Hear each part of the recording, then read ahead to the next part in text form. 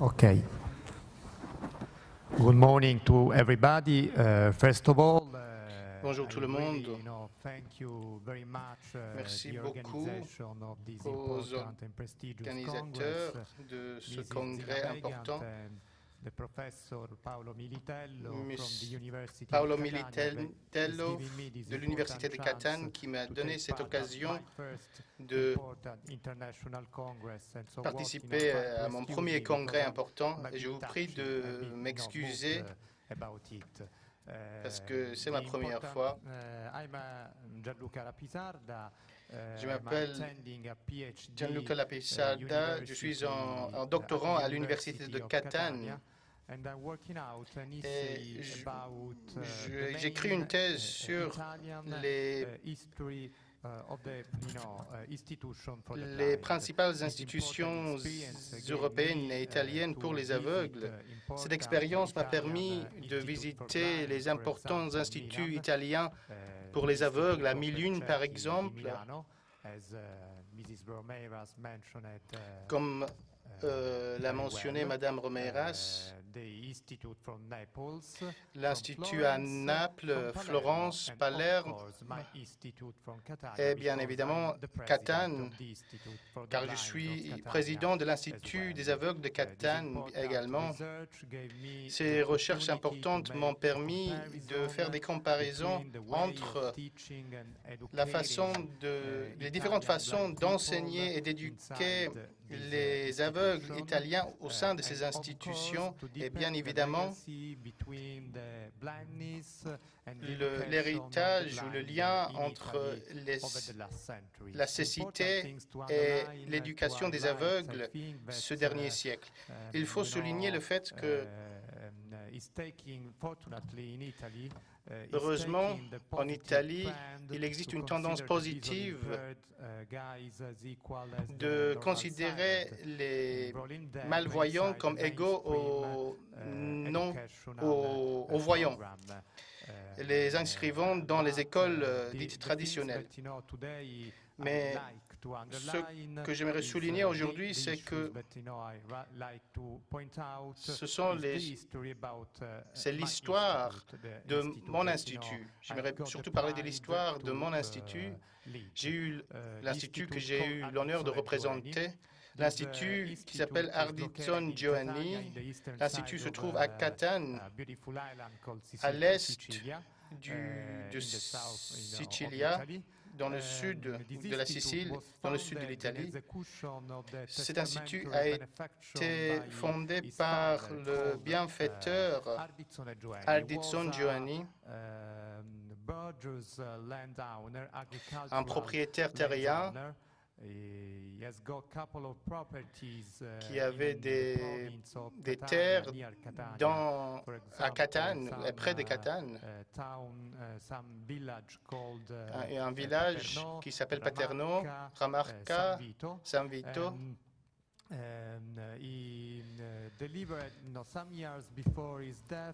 Juste avant sa mort, il a légué à travers un notaire toute sa fortune consacrée à la construction d'un hôpital pour loger et prendre soin des aveugles jeunes indigents. J'ai consulté les archives historiques de cet institut en Sicile, dans la ville de Catane, à Syracuse, et nous avons donc pu découvrir des éléments concernant cet homme important. Nous avons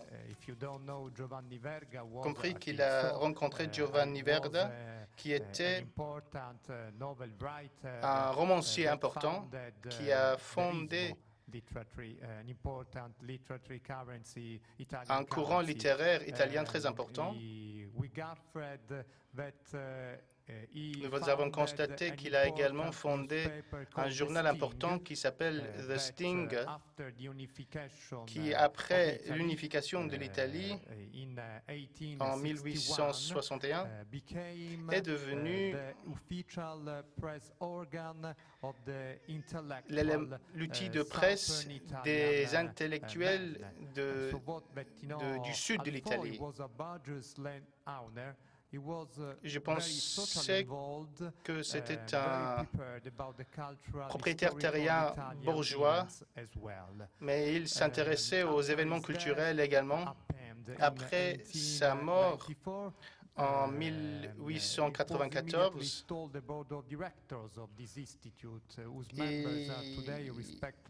il est devenu membre du conseil d'administration de cet institut.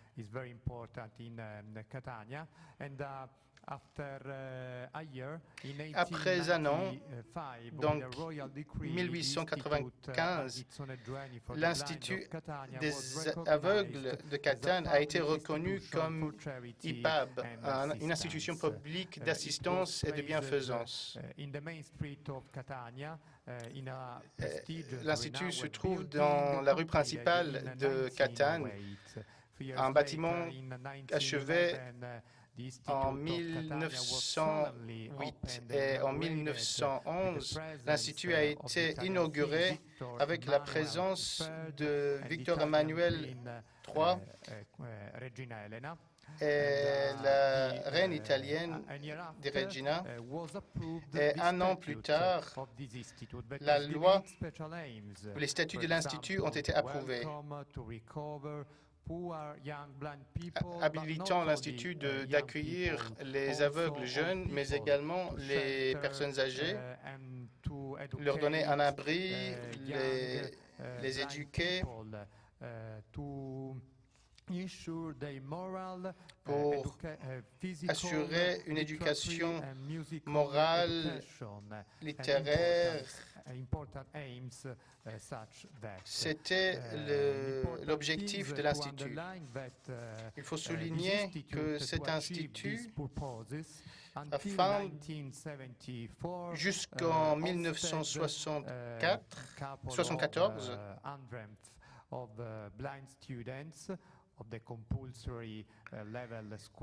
accueillait également des aveugles en âge d'école qui ont été accueillis par les Sœurs de Sainte-Anne.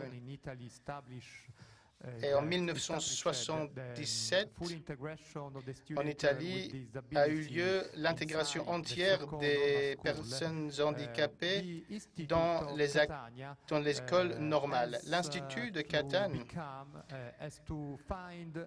a dû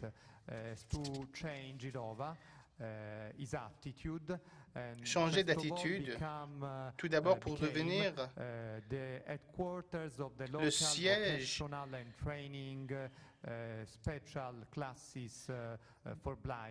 des cours spéciaux pour aveugles à vocation professionnelle.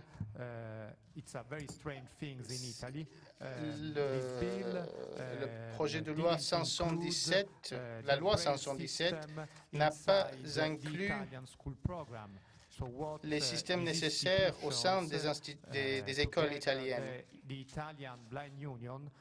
Et donc, les syndicats italiens ont dû mettre en place des cours de braille aux étudiants visant également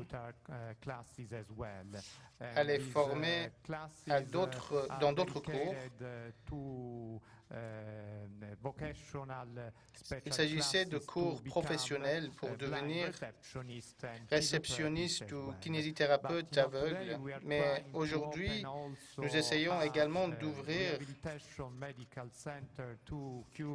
un centre de rééducation médicale pour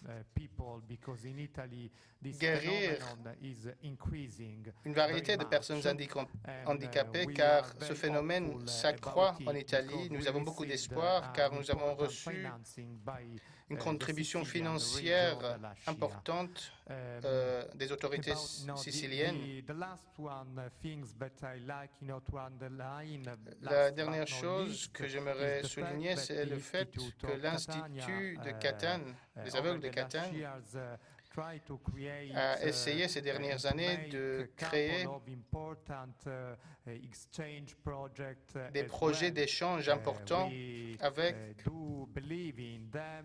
d'autres instituts.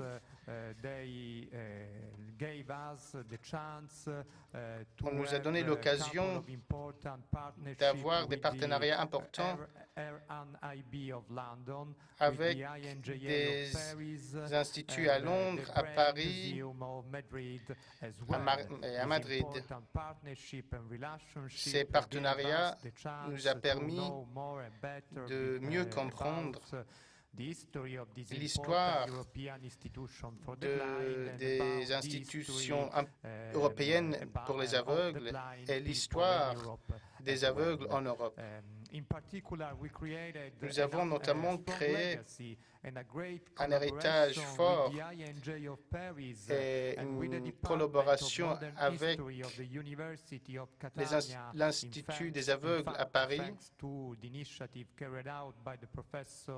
Et il faut remercier Paolo Militello et Rapisarda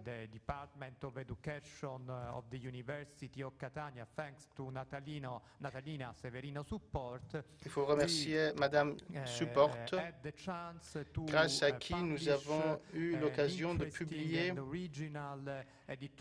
un éditorial, une série de livres consacrés à l'histoire du handicap en Europe. C'est la première fois en Europe que nous avons pu traduire en italien les lettres, les news braille, les lettres et les journaux de braille. Nous espérons, avec la publication de ces livres, de renforcer un domaine de recherche historique qui est peu étudié en Italie en raison d'un manque d'argent. C'est difficile en Italie de recevoir ces fonds. Et bien évidemment, nous souhaitons soutenir les aveugles en Italie dans le but de leur donner plus d'informations sur l'histoire des aveugles et de la cécité.